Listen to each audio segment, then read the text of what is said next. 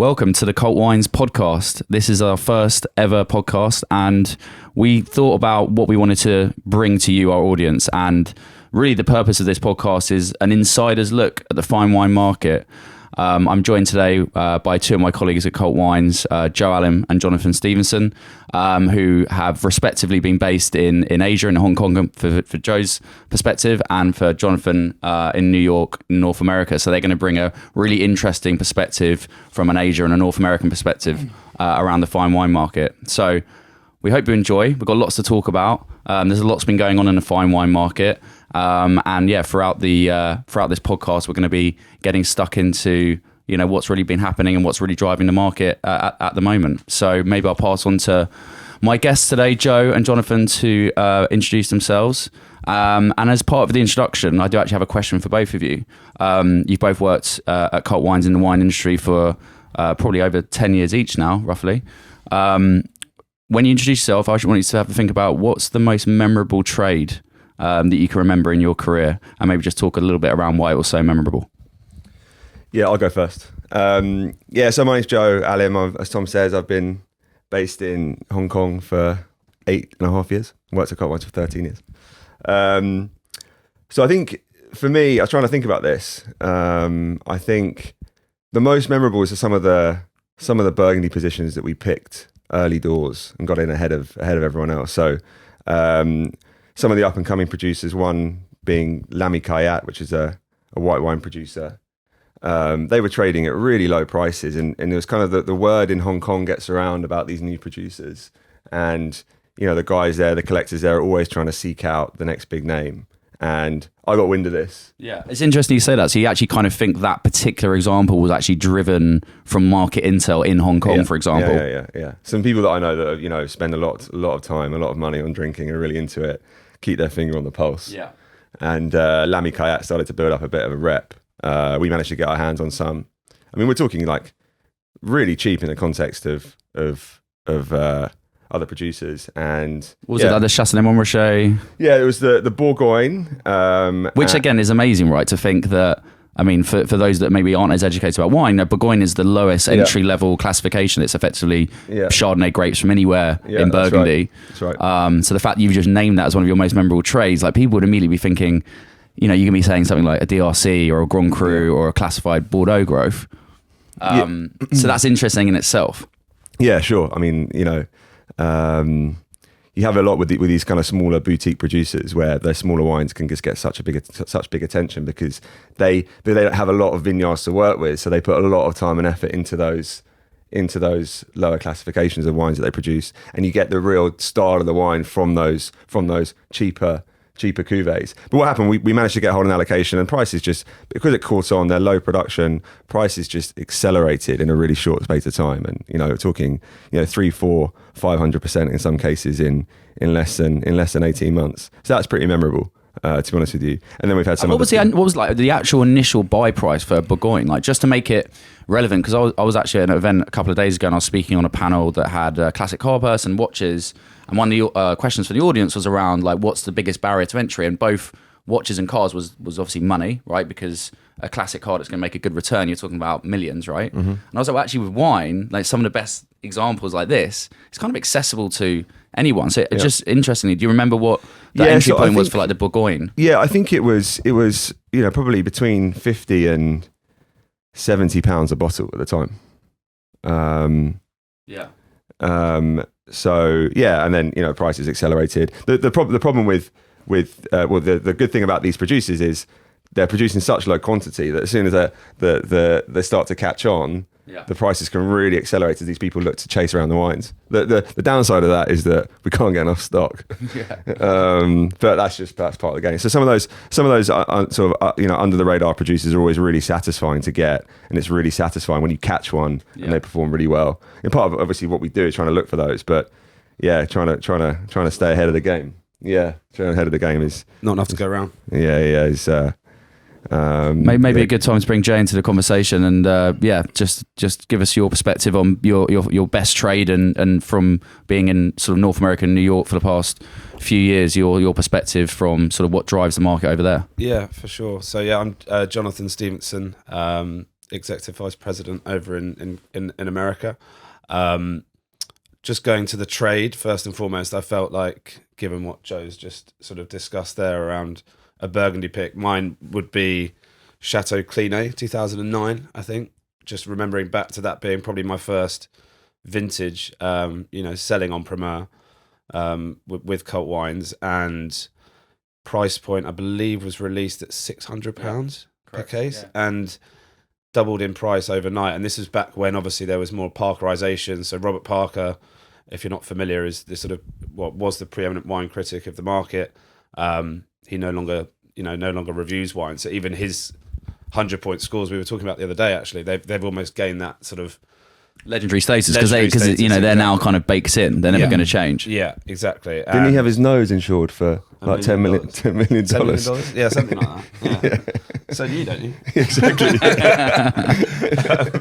But yeah, no, that just really stands out. I mean, what essentially then back in those days when Parker was scoring these wines, for good and bad, I think there was people like even Chateau Le Dôme. They were kind of almost lambasted for sort of Parkerizing their wines, deliberately trying to make wines that they thought were going to get the 100 points, which eventually they did, I think, in 2010. But yeah, the Clinet effectively was given a 96 to 98 plus point score in barrel by Parker, and we were kind of looking around the vintage trying to find, it was obviously a fantastic vintage, but trying to find wines that were going to get that perfect 100-point score, which Clinet then did. And off the back of it, we saw, a huge amount of volume of trading after that, which drove price, I think, to double in value over really short space of time. And I think what's really interesting nowadays, and looking at, obviously, we'll come on to discuss this latest vintage, but I think even all of the dynamics of the market at play now, I think, there is far better abilities, even for us as a business and for our clients by proxy, to be trading these opportunities a bit more short term as well, right? I think back then it was a case of the market being more traditional in a sense of buying, long term, lay it down. Whereas I think nowadays with some of the, the integrations we've made with LiveX, for instance, I think the trading capability short term of those type of opportunities are really going to be quite interesting in terms of how the market starts to develop. And in the US, it's been interesting to kind of see how wines are distributed. The 3-tier distribution, I think, leaves quite a few holes almost across the States in terms of where you can find the right stuff. I was at the Lapo Dinner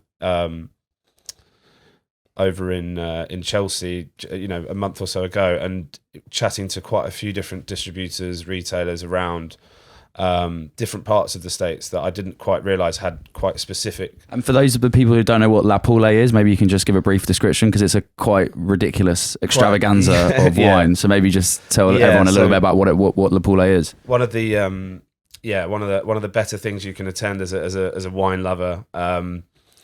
It's and this was their 50-year celebration. So it's what's known as the most luxurious BYO dinner you can attend, really. So everyone is sort of expected, I guess, to bring a bottle or two of their own wine to the dinner. There's a whole has to be a certain standard. That has to be a certain standard. And how many people were there for the dinner? Roughly, for the whole dinner, I think there must have been at least sort of 400 or 500 people there. And was there anyone like good cooking the food? Amazing chefs from basically the who's who of chefs from New York. It's like three star Michelin chefs cooking your food. The food kept coming. What was the best wine you had? Best wine. I mean, that was a really, really tough call. I mean, sat on our table was. Did you go and place yourself next to someone with the nicest bottle? Well, you just kind of roll around. With what did you have? Pierre Vincent Jourdain. Yes, exactly that. Yeah. That's what I was going to say. So he sat on our table, really characterful guy, and he was just rolling around at one point with a Magnum of Montrachet. So we which vintage? 2017. It was amazing. Probably the most memorable wine of the night, even though towards the end of the night it was a case of like minesweeping. And what did you bring? What did you take? So we took a couple of really good bottles. My memory is escaping me. Bon Mar, exactly. Yeah. So we had Bon Mar, and I was one of 3 people at our table with different vintages of Bon Mar. So we ended up doing that.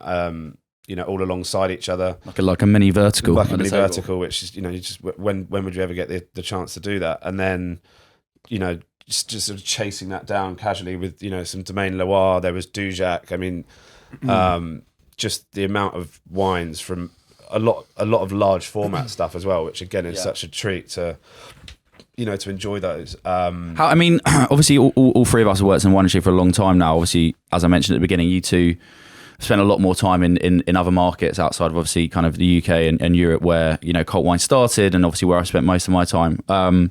How would you describe the kind of difference of a US based wine collector versus obviously your experience you've had over here in the UK and Europe? Is there a way that you can kind of define the typical US collector in a way? And then obviously to Joe, asked the same question around sort of Asia and Hong Kong.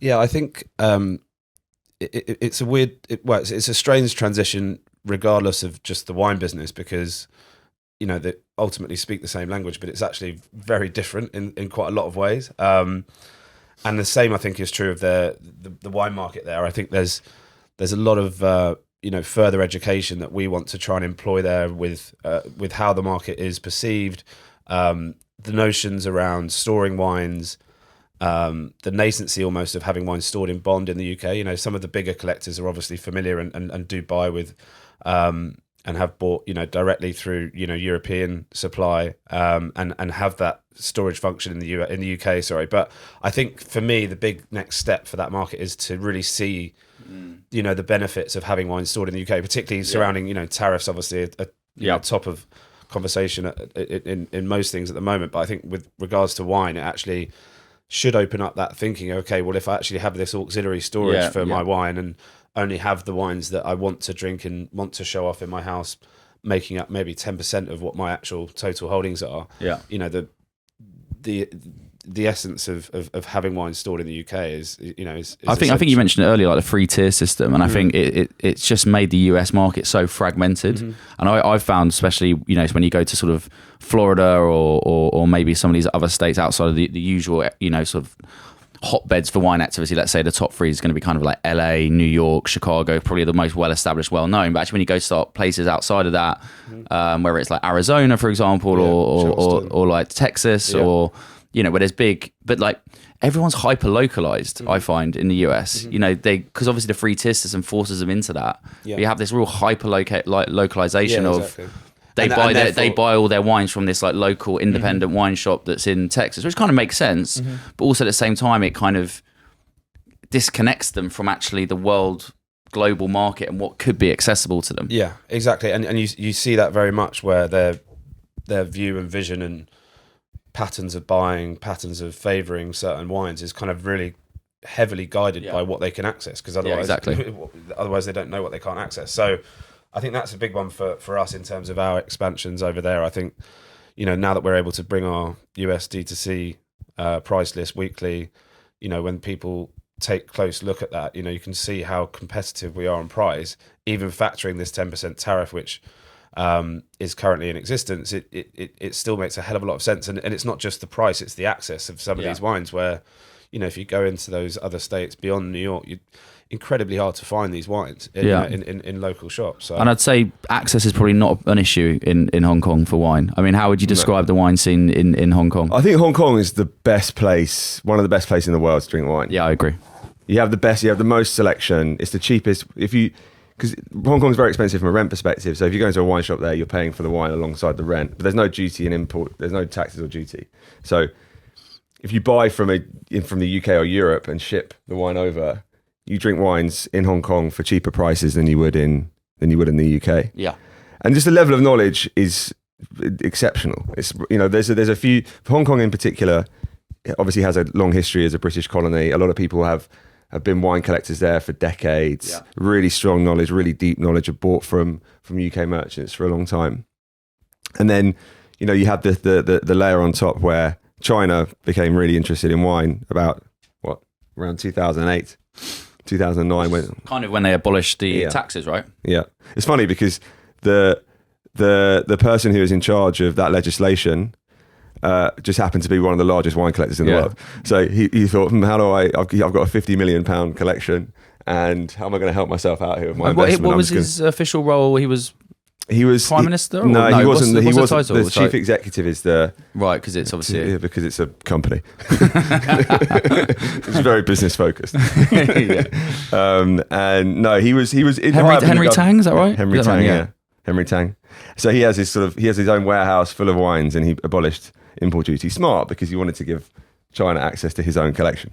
And anyway, so then China got really interested in wine. The level of knowledge growth over the last 15 years has been amazing. You come across these people that are so knowledgeable, and because they come from well-meaning families with a lot of resources, they're so passionate about it. As soon as they're able to, they just go to the vineyards, they spend time with the winemakers, they spend time in the vineyards and help with the winemaking process. So they come back and they just know everything about wine. Can I ask you a quick question? Sure. Is there like one general misunderstanding people have around the Asian Hong Kong wine market that you hear the most? Yeah, I mean, I could tell you many times if someone finds out that I work in the wine industry and it's in China and Greater China, and they think that every single person in Hong Kong and China only drinks red wine mixed with Coke.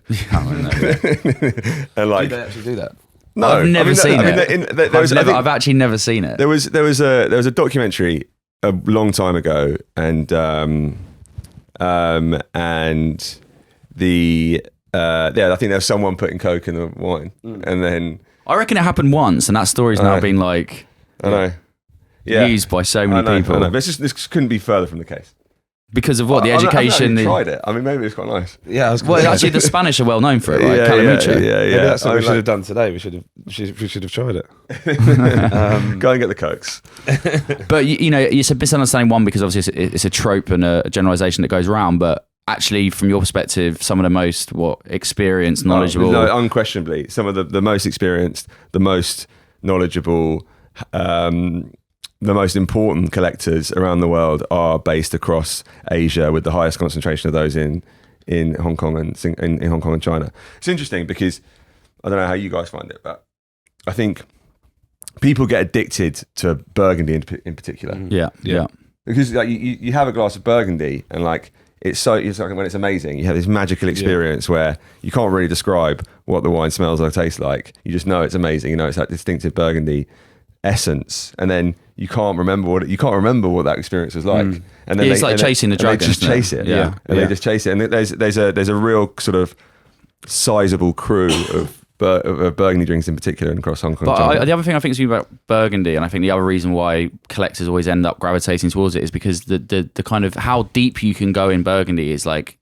It's just unbelievable. Like you could do it for 30-40 years and still not know everything about Burgundy. Yeah. And it's not a criticism of Bordeaux, for example, but Bordeaux, it's very linear. There's only been one person making wine on the vineyard in Lafite Rochard in Pauillac for the last 250 years. It's the same company. Whereas in Burgundy, there's been multiple different people that have made Musigny, apart from it's a monopole, it's a patchwork quilt, and because of the fermiage contracts and leases, and they come up and they expire, and obviously La Romani for years was made by Bouchard, and suddenly the Liege Belair family took it back over, and now you've got a completely different narrative and story because someone else has got their hands on this land and is making wine from it. And I know generational changes. Yeah, and off camera we mentioned kind of Charles Lachaux, Arnaud Lachaux, but that's a great example, like the kind of history of Robert Arnoux under the Robert Arnoux domain and label, and then obviously Charles Lachaux's father, Pascal Lachaux, took over and they had their Arnaud Lachaux label, but he's now taken over again, and it's gone in a completely different direction. It's like it has a completely different reputation now, doesn't it? It's so changeable, it's so dynamic, and it's like you can always learn more. And I think, I don't know, I find like a generalization for people that are really into their wine. Okay, obviously you get the kind of wine nerd, wine geeky thing, but they love that aspects of it as much as they do like tasting it. Yeah. And I think Burgundy, out of all the regions, is the only one that can keep giving you more in that regard. Yeah, definitely. You kind of just keeps evolving, right? As well. I think that was really what was fascinating at Lapo Dinner, is to see, not just Dujac, but Girardin, even in the room there, that multitude of younger generation winemakers, and talking to all of them at different points in the evening was like fascinating to see where they're trying to take things, modernizing certain things, even down to like branding and how they're going to distribute. Dujac, for instance, now is becoming much more synonymous with DJ Khaled. DJ Khaled, yeah, exactly. You kind of roll the dice a little bit with a bottle of Burgundy, don't you? Yeah. Which is part of the magic. Part of the charm, you have a bottle of Burgundy, you don't Have you ever had a bad Domaine Loire? No. I mean, I did have a quite disappointing experience where I opened with a customer, opened a 2000 Clos de la Roche. Really excited. And it was like, I took it to this restaurant, they chose a restaurant, and it was like a pretty grim Chinese restaurant with terrible Hong Kong? plastic chairs, and I was like, do they have glasses? Oh no, the glasses, and we had like little tumblers, which I think kind of ruined the wine a little bit. Yeah, that does ruin it a little bit. So I lost. Reminds me of the film. Lost a few nights sleep over that one, I think. Reminds me of the film Sideways. Have you seen Sideways? Yeah. When he drinks the Cheval Blanc out the out the cup, plastic cup. But no, I haven't had a bad bottle of Loire, but that's why they're the most expensive wines in the world, because they consistently deliver all the time. But I have had bad bottles of Burgundy where you have a really high expectation for a bottle, and it's I mean, for sure. And it's just, you do get that with Bordeaux, of course, but you kind of know what you're going to get. You know what you're going to get. Because it's with Burgundy, you kind of roll the dice a little bit, and sometimes it's like life affirming, and other times it's just that can be a little bit disappointed. They're a bit more temperamental. The way I think about it is kind of like, if you had like a bandwidth and you have a high and a low limit, I think Bordeaux is like, the low limit isn't as low as it can be with Burgundy in terms of disappointment. Yeah. But the high is just like... Yeah. And it kind of varies. And obviously, I think with Bordeaux in the last 10, 15 years, they don't really... Even the current vintage that's being released, 24, I mean, the conditions are similar to 92. 92 is a terrible vintage, but they're going to make way better wines this year. The wines are good quality. Like, they don't make bad wines anymore. So you kind of have that consistency. But those highs, just for me, don't compare to Burgundy. And Burgundy's like the opposite. The ranges... Yeah, you can go from. That's true. You do sometimes just have a Bordeaux and it just go, wow, okay, I'm back in. Yeah, but every now and again, every now and again, you just come back. It's always going to have age on it, though, right? Yeah, I think also, I think in the next decade for Bordeaux, it's massive. It's going to be really interesting to see this latest crop of probably 10 vintages, because to your point, they're just streets ahead of all of these vintages. Really are, in many ways, in the way they're made, like better than. Even like the 82s, like those great vintages, what they're now applying in terms of the viniculture and things like that. Which is why a lot of people are now saying kind of 22 is going to be, one of the greatest of all times. And I think that's what, I mean, the best thing about Bordeaux, like you said, is its consistency. It's obviously not approachable as young, albeit 24s sound like they're going to be quite ready to go straight out the bottle almost. But that's just what's going to be really fascinating, I think. This straw in the barrel. Is that what you're saying? Yeah, exactly. Just take it. Yeah, just roll a barrel home and put a straw in it. That's it. No, it'd be interesting. And yeah, I think to your point though, when you're talking about taking a bit of a risk with Burgundy, one thing you shouldn't be taking a risk on is obviously where the wine has been sourced, right? And so going back to, it's crazy how much of a difference that makes. So that goes back to what I was saying. I think about this. The mindset of collectors more broadly in the US is that... What was that? I'm sorry, just to cut in. There's a phrase, isn't there? Like, there's no such thing as a bad wine. There's only a bad bottle of wine. Yeah. And sorry to cut in, but when you were saying that, it was that kind of the importance of the provenance and the condition can make such a massive difference. Massive difference. And I think that's the other thing, going back to sort of how wines are managed and understood and distributed there. It only takes one...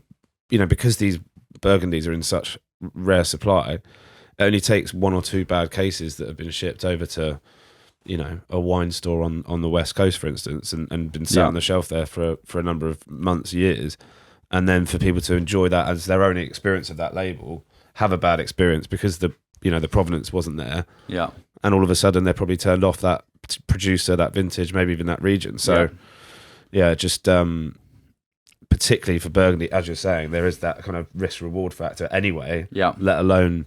throwing in additional risk of where it's coming from. So that's one thing to make sure you're aware of. You don't want to drink a bottle of Burgundy that's been like left under someone's bed for a few years, do you? No, but you don't know if it has or not. Really. I mean, we just to come away from Burgundy a little bit, because obviously we have sort of edged onto probably the thing that's most on trend in the market today, which is Bordeaux en Primeur. 2024 campaign kind of got underway very early, probably the earliest that I can recall. Sort of mid to late April were the first couple of releases onto the market. Ponte, Lafite were the first kind of couple out the gate. Obviously, we've seen a few more since then. It feels like it's going to be a fast campaign. It's going to be a quick campaign. With years gone by, we were kind of waiting to the end of June for some wines to get released, which is quite painful for us who work in the sales and the commercial side of the industry, waiting 2 or 3 months for these wines to actually finally come out. But it doesn't look like we're going to have that this year. We touched on the quality, of course, not the greatest conditions, but seemingly wines that have still been made that are good and of a good quality. It's not going to be a great prime vintage. One of the things I think is one of the biggest misunderstandings people have about wine investment is you should only buy the best vintages to make returns. What's your thoughts on that? Yeah, I mean, it's a complete myth. I think if we look at En Primeur as the sort of case study, if you actually look back at the performance of the vintages over the last 15, 20 years, the ones that have performed the best have always come out, and they've not necessarily been the ones that people have been most anticipated from a quality perspective. Yeah. And I always feel like the estates are so precious about their great vintages. They're so cherished, and they just want to make sure they completely maximise the value they get Which is for sort them. of fair enough. Yeah. Well, in some ways. And so they're always released well priced. Off the top of your head, top 3 vintages by just pure performance returns. Well, since we've been working in the industry, the 2013 and 2014 vintages were very, very strong performance-wise. And you think the 13s are released, no one was interested. Everyone else in the rest of the trade was just like, no, it's a terrible vintage. I remember looking at the Carawad score from Parker, which is a Lafite 77 to 79. 77, 79, and the tasting note was drink it up. I remember that one. Actually, if you look back, that was one of the best performing wines we've ever recommended from Primeur. And it was great because no one else was buying it, and we bought all of it. Yeah. Because you look at it and think, well, that's affordable. It's a brand that's really strong. People are definitely going to buy that. And it's not that the quality doesn't matter, but sometimes it actually doesn't because the standard is so good. Can you touch on any reason why you think that has often been the case, that these off-prime vintages end up delivering better returns, and maybe just kind of talk about what you think the 2024 vintage will do in that regard as well? Yeah, so I think the firstly, these wines are often more ready to drink earlier, so people are going to open them sooner, and the supply is going to come down. And then the other side is that they come at a more affordable level, and quite often, particularly with Bordeaux, particularly in Asia, which has been obviously a key market for selling these wines into, they just want the brands. They're brand driven. They want to buy the cheapest available vintage for that particular brand. It doesn't really matter about the quality. Obviously it does, but actually it doesn't always matter that much. So these wines get traded. The supply goes off the market much faster than other vintages. It's interesting because it's slightly at odds of something you said earlier, right? Which is, Hong Kong's probably got the most sophisticated collectors in the world, who you'd think would be incredibly driven by qualitative measures, quality of the vintage, etc. But then at the same time, Asia, the way that Asia buys labels first and foremost, has created this opportunity for off-prime vintages to make good returns, because there's probably, I suppose the question I'm asking is there a bifurcation of the Asian market that kind of serves two different purposes, right? Yeah, there is. I mean, it's it's a huge market. If you incorporate China into that across the rest of Asia, I mean, you've seen this firsthand over the years when these wines are released. This market really goes for them, and I think that there is a tier, because it's almost that, and this is really a generalization, but Bordeaux is almost the gateway. People get into Bordeaux because it's the most famous region to buy. They start buying the big names. They get interested. They go on that journey. They Easier learn to more. understand. Easy to understand. More accessible. Is there any nuance between, like, in my mind, this might be completely wrong. Is it a case where Bordeaux is perhaps more readily drunk and consumed in restaurants than Burgundy? Well, I think it depends. I think they're both ubiquitous. I think France and Burgundy and Bordeaux in particular have been really effective in Asia of marketing their wines and getting those wines on lists.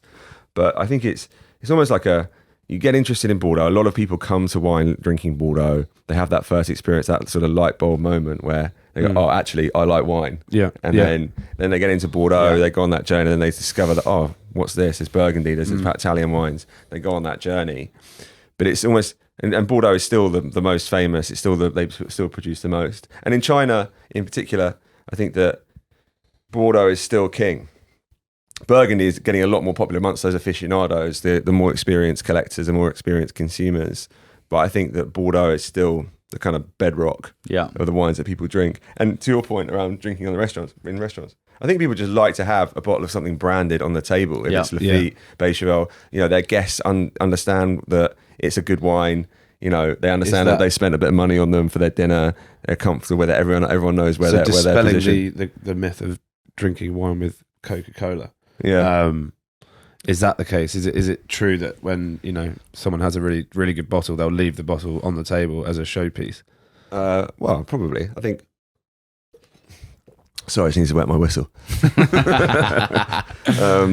I think I think they. I think most people do that. It's not just Asian thing. But I think it's just if you're having a dinner party, you're having it with friends. If you bring a bottle that the guests will know is expensive, that gives everyone else face. Yeah, that's quite a big thing in China and Asia. Just trying to circle back, obviously, onto EP then. Because the conversation really started with, what actually generates the best returns. We're talking about off-prime vintage. You mentioned some, and what are the reasons, and maybe the structure of the market now with Asia and Hong Kong being quite dominant in that sort of wholesale trading of labels has created this opportunity that, I don't know, maybe back in the 90s and early 2000s, you probably wouldn't buy an off-prime vintage because there wasn't that obvious exit channel of, there's just going to be buyers in the market when this is physical. When this label is available to buyers as the cheapest vintage, there is going to be demand for that because they just want to have that label on their list, be able to drink that. And if they're paying the lowest price for it, that's where the demand will be. So how do you think 24 sits as an opportunity based upon the releases we've seen so far of the prices that have come out? Look, it's about price. I think the wine market is a fairly low ebb as we sit here and speak, and as the wines are being released. It's been a challenging 2 years for the whole market. Bordeaux negotiations and estates are no different. Yeah. And there's an opportunity with Bordeaux for the estates to reinvigorate the market. Price the wines to sell, price them at a compelling level, so people do feel compelled to buy when maybe they're not feeling so motivated to do so. And that in turn means that the end buyer gets a good price, a wine at a good price, and the whole chain benefits because we sell more wine than negotiations buy. We buy wine from the negotiations. So I guess every 10 years or so, to my mind, you have this sort of this coming together of factors, which means that you do get a vintage that comes out at a compelling price level. Yeah.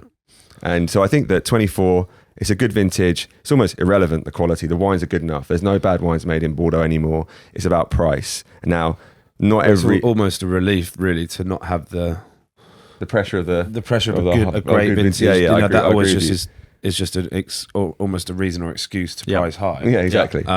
It's a good thing that the wines aren't as good. It's a good thing the vintage isn't a great vintage. Yeah. I mean, I know it sounds counterintuitive, but it does mean that we're getting wines at really affordable prices. And more volumes. More volume, affordable prices, and they're coming out quickly as well. To your point, it's like they're not really playing that sort of cat and mouse game of working out when their peers release their wines and what price they are. They're just going, right, I'm just going to get my wine out, get this over and done with. Yeah, which I mean, you remember how many times have we sat around in the having been out to taste and then come back and been, like you say, we want a quick campaign, we want a cheap campaign. Yeah, and at least on both those fronts so far. Because in a way, I mean, obviously from us, we're talking from like a commercial perspective, but it does paralyze the market because we've spoken to other producers from other regions. I remember we work quite closely with Rare Champagne, and they were at one point a couple of years ago they were talking about releasing the new vintage during the EP campaign in June, and we were just like, no, don't do that. That's literally the worst thing you could do because no one's going to care. It's just going to get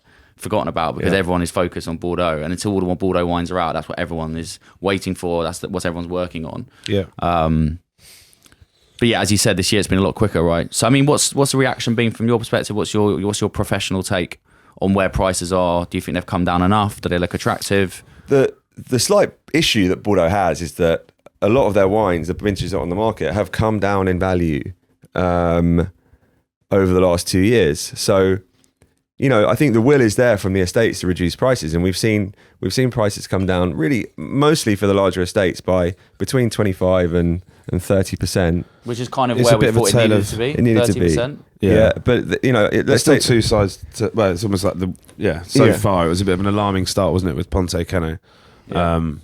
Not all states have fallen into line. Everyone has their own approach, and it's not necessarily all about just making the wine sell this time. There's lots of things that go on in the background, but I think there have been. We don't need every single release to work. It doesn't need to work from that doesn't need to happen for an on-premier campaign to be successful.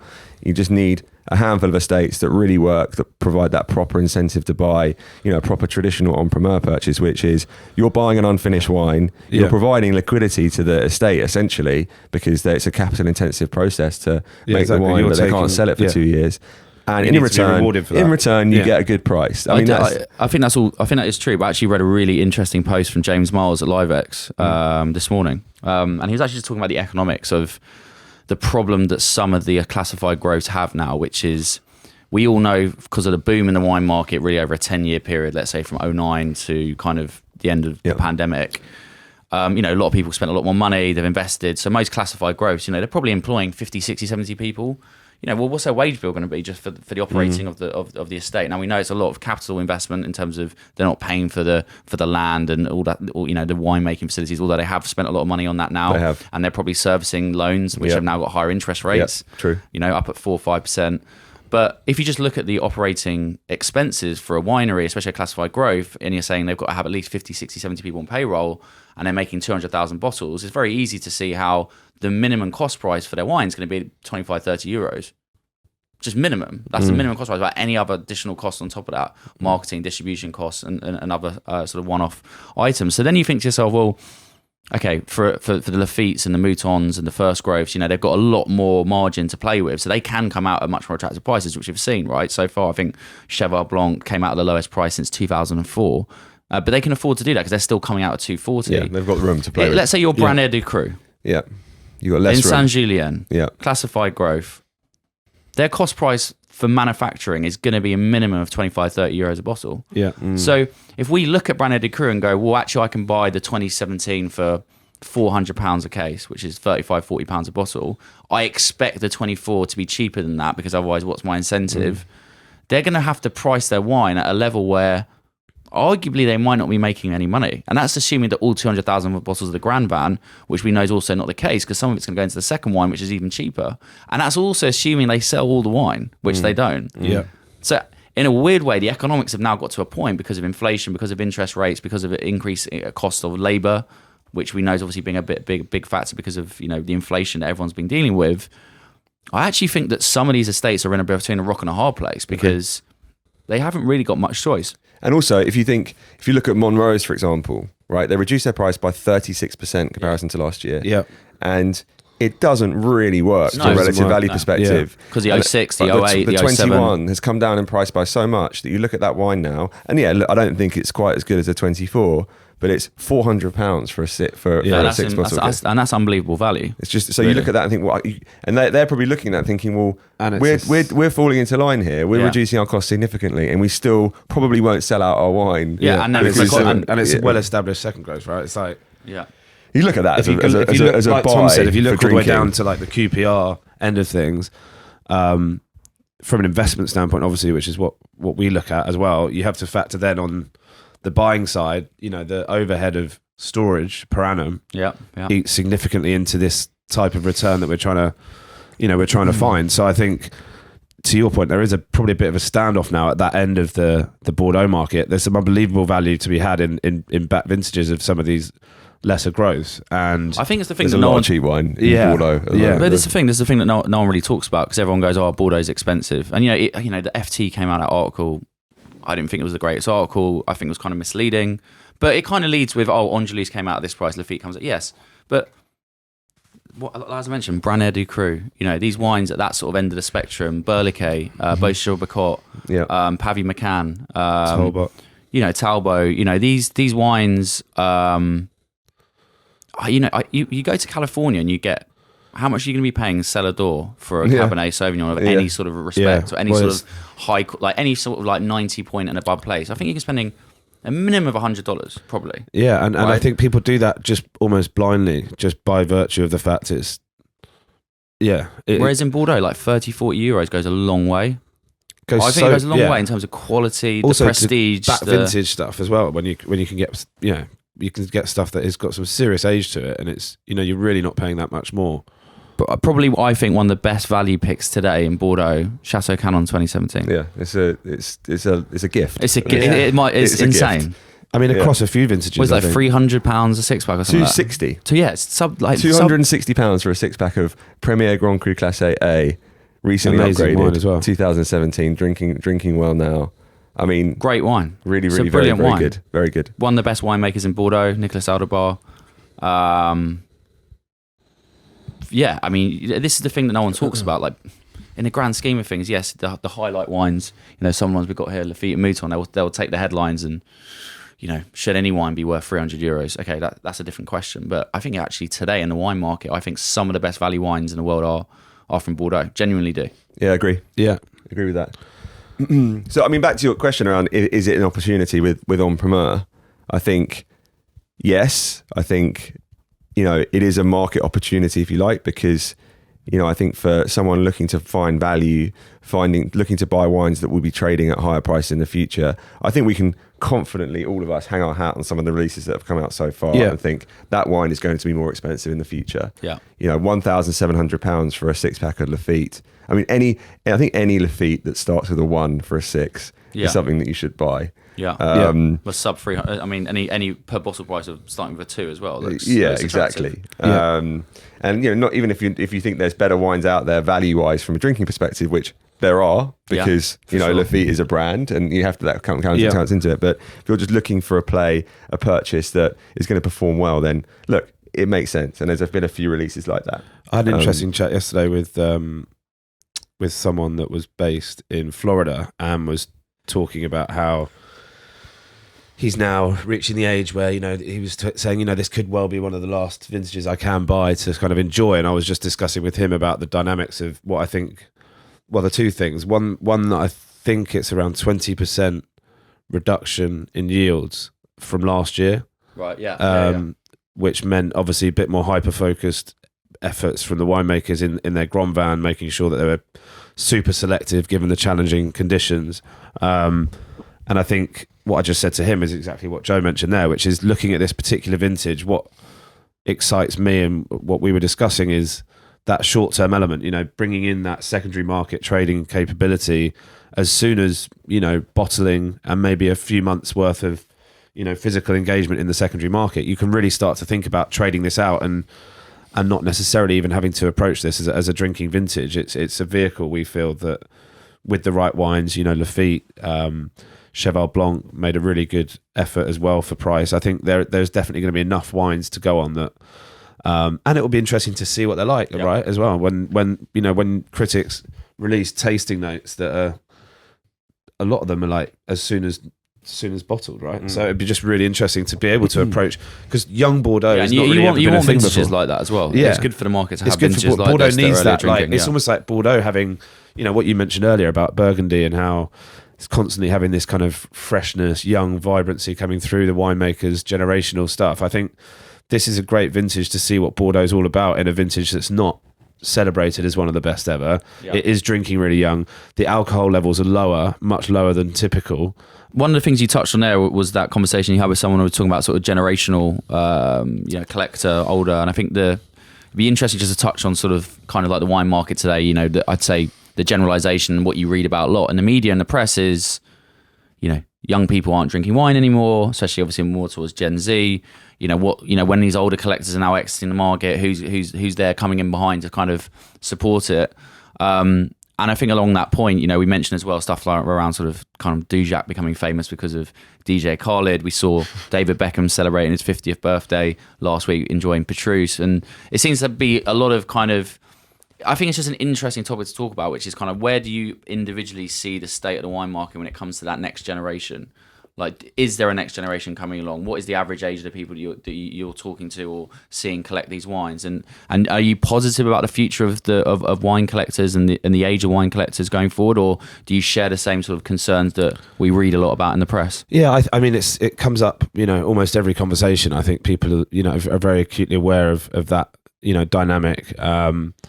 Look, I think, as wine professionals, I think we all, need to continue to.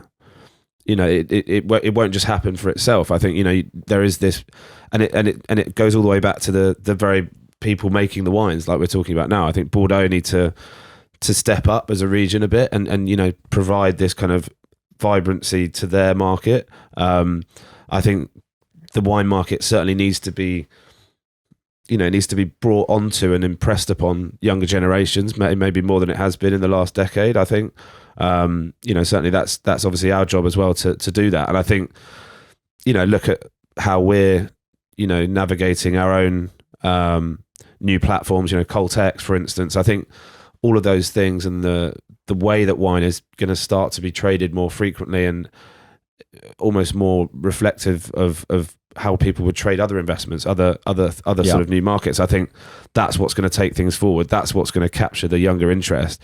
And whether it's the drinking of the wine or the investing in the wine or collection of the wine or the stories or, all of that sort of flywheel effect of that, I think will really help. I think people are drinking less. Yeah. I think that's like, younger generations are maybe leaning away from that sort of, certainly in the UK, that kind of heavy drinking culture seems to be not disappearing, no, because it's the UK. But, I think it's more normal to have young people that don't drink.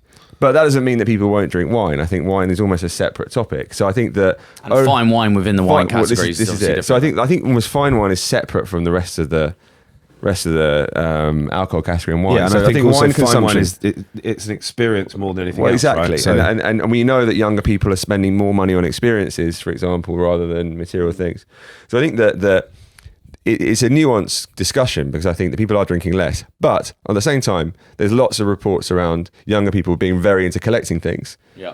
And, this is a collector's item, and that's, you tend to have people that pursue wine and build collections, like collecting other things as well. They're into art, they're into things that they can touch and tangible, and wine fits into that perfectly. But so I think maybe the US and the UK, that's very much aligned. Asia's a different category. In my experience, being there, the people that I speak to are all young. Yeah. And they've come to wine over the past 10 to 15 years. I was going to say, like, out of everywhere, probably Asia trends the youngest in terms of average age. Absolutely. And this isn't a really old traditional product. Do you see that because of like the wealth transfer, like the second generational? Yeah. First generation, I don't want to make any generalizations, but first generation Chinese versus kind of like the second generation who maybe been educated in. Absolutely.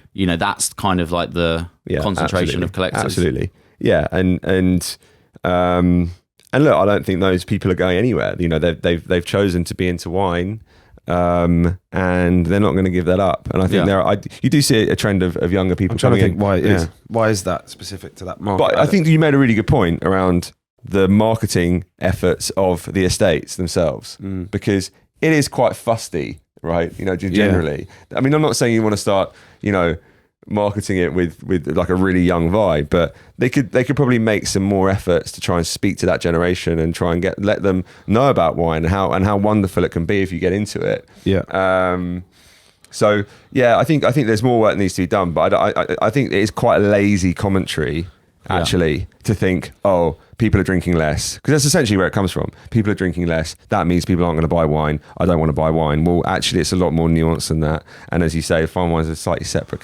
category. Yeah, and it's a bold person to bet against the vice category, right? Oh, exactly. I mean, everyone needs a vice. Yeah, I mean, vice or two. Humans have gravitated. Human civilization has gravitated towards vice for thousands of years. I don't see that suddenly changing. No. Yeah, I agree. But yeah, I think, look, innovation is having a play as well, right? Lots of areas are being innovated, and they're bringing new people along for the journey, whether that's a trading platform, whether that's innovative ways that you buy, that you do you know any trading platforms out there? Not that I can think of. I think there's this one called like CultX or something. CultX. Yeah. So I think that, like those kind of things are gonna open up a new audience. Yeah. It's just a classic generalization, isn't it? That's the problem. It's when you were Lapo, how many was there? Was it kind of quite old and fusty, or was there a mix? It was a full suite, I would say. Yeah. It was a full suite of mixture between obviously producers, some very old, serious wine collectors, and then a younger generation as well. I think it's all about access, isn't it? Really, I think as well, and it's just such a generalization when just to say just young people. Okay, well, what when you say young, how are we defining that? When you say they're not really drinking as much, well, we're having to redefine that within just drinking, full stop. I mean, like you said, fine wine is such a smaller part of that.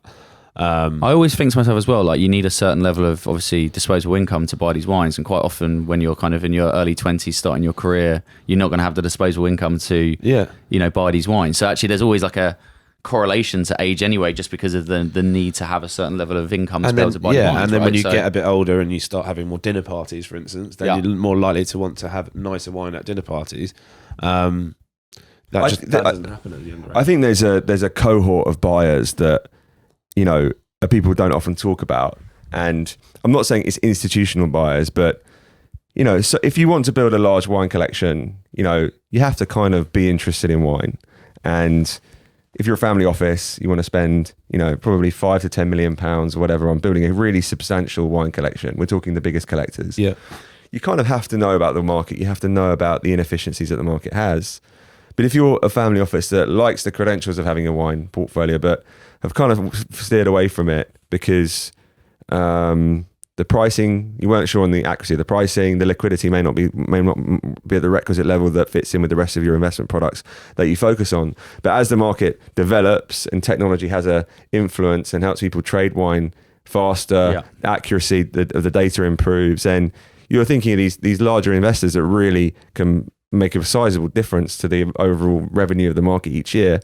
That might start to align with what they're looking for, and then you have these people come in and look, the wines that are produced around the world can't increase. The best wines from around the world are the best wines. They will always be the best wines. So then these people come in and start chasing those wines as well. You can see a scenario where the market starts to get really crowded, and that just means one thing: that prices, unfortunately for drinkers, but from an investment perspective, fortunately, you know, will start to increase.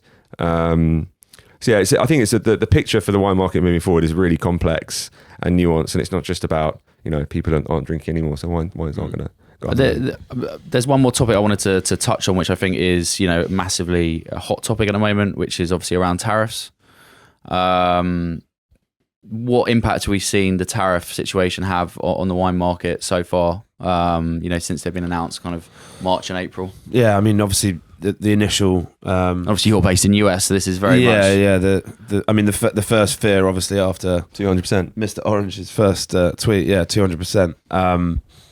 That would have been, you know, a disaster, to be honest. So I think that, you know, since then we've come a long way. It feels like in only a few short weeks, but you know, currently at 10%, things seem like they're palatable. I mean, ultimately, that's really just in line with, you know, with the expectation. Do you think that 10% can be absorbed? I think so. I think North you know, American buyers. Yeah, we're still in the early throes of it. I think there'll be a certain part of the market. I think we've talked about how, you know, if 10% at the sort of $300, $400 a bottle level, people that are buying those wines, they're probably going to just, you know, but still buy them at that price. I think that sort of $25 to $50 range maybe starts to get more problematic around, you know, the margins that are being taken at each tier of distribution and all of that stuff. So it will be interesting over time to see how it shakes out. I mean, just you know, from a personal standpoint, we've seen a number of really interesting trade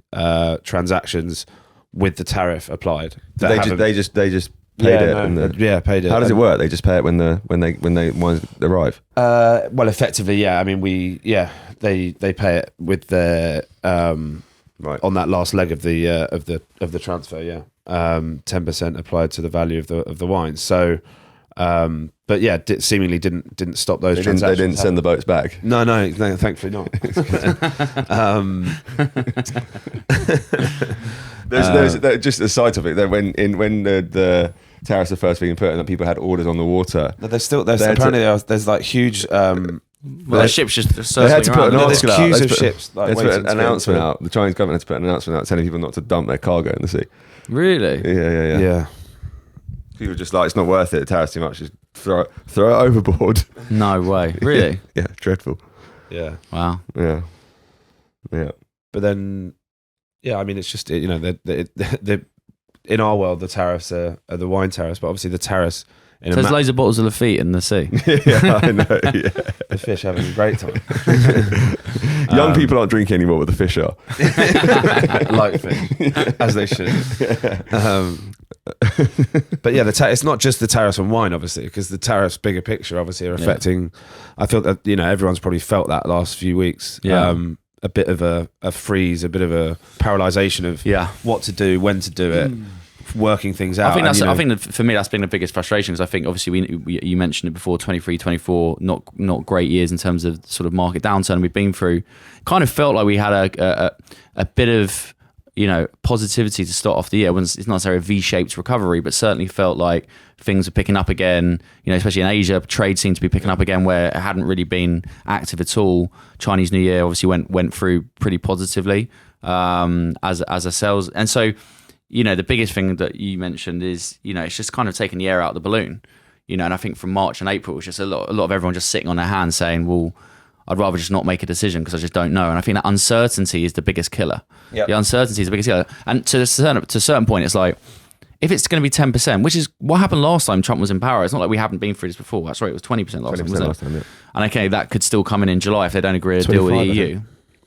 But, once it's there and it's certain, right, that's what it is. You can deal with it and you can kind of work around that. And I think actually that's just if there's going to be a tariff, it's going to be 10 or 20. As you said, it's not 200. 200 would have been catastrophic.